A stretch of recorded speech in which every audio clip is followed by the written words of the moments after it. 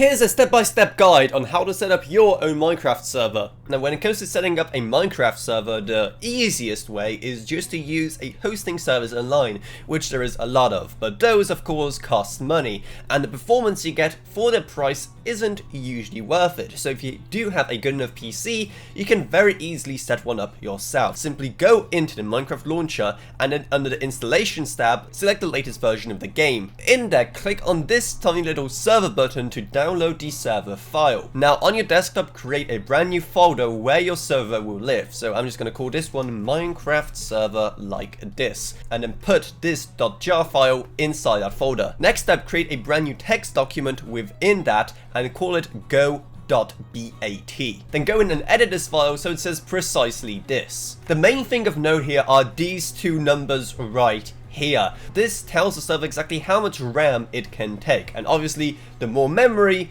the faster and smoother the server will run, especially if you're going to have a lot of people on it. So you do want to give it as much memory as your system allows. So you can just enter the minimum and maximum in gigabytes that the server can use up. Once everything is done and you saved that file, click on it and you're going to see some magic happen on screen with this command window opening up. Simply close it back down and then you'll see that a bunch of new files have actually been added to that folder. The main one you want to go into is the eula one, where you're going to find this. Then simply just change that false to true to accept the terms of the eula, and your server at that point is pretty much set up, but not quite. While people on the same local network in your house will be able to join your server easily, people who live elsewhere will not. And that is where things get a lot more complicated, because you need to do something called port forwarding. Now the way to do that really just depends on what your internet service provider or ISP is, though it's usually done via your router's settings.